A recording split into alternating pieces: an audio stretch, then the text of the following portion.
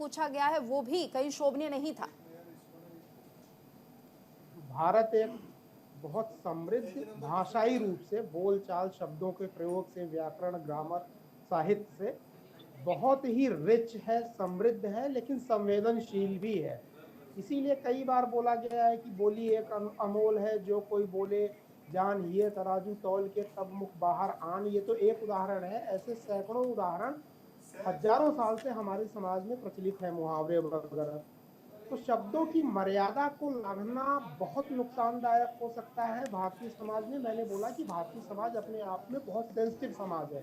दूसरी इंपॉर्टेंट चीज, नेता कोई भी हो, किसी भी पार्टी का हो, आप अगर सभ्य समाज में रहते हैं और सामाजिक कार्यों राजनीतिक कार्यों में है, तो आपको ऐसे शब्दों का प्रयोग नहीं करना चाहिए। ये सिचुएशन आनी ही नहीं चाहिए।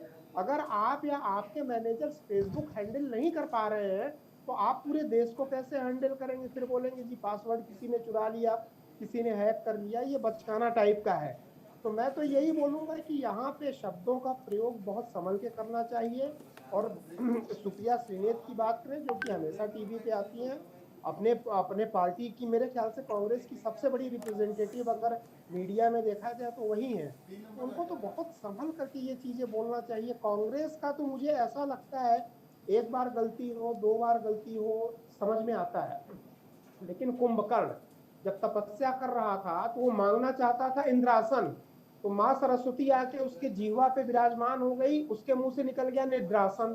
तो वो सोता था 6 महीने और 6 महीने जागता था। यही हालत 2014 से कमोवेश, अब क्या कारण है पता नहीं, कांग्रेस के नेताओं के साथ चलता आ रहा है। अभी राहुल गांधी एक शक्ति से लड़ रहे थे, हिंदू धर्म की, फिर शक्ति का अपमान। इसके पहले देखिए 2014 से ही कांग्रेस के नेताओं से कई ऐसी जवान की एक छोटी सी गलती, एक छोटे से जो है गलत शब्द ने पूरे जीते हुए चुनाव का पासा पलट दिया और ये लोग चुनाव हार जाते हैं। तो इस पे तो मैं यही सविनय निवेदन कर सकता हूँ, आदमी ऐसे शब्दों का प्रयोग कब करता है जब उसके पास ज्ञान की कमी हो जाती है, तर्कों की कमी हो जाती है, अपने आप को व्यक्त करने के लिए भाषा शैली की कमी हो जाती है, तब वो इतने छिछोरे स्तर पे उतरता है। Specially public life, TV media वगैरह में, सोशल मीडिया पे अगर कोई आदमी आता है, तो ये मान लीजिए कि ज्ञान के रूप से, भाषा के रूप से, कल्चर के रूप से वो दिवालिया हो गया है। उसके पास शब्द नहीं है, उसके पास विचार नहीं है।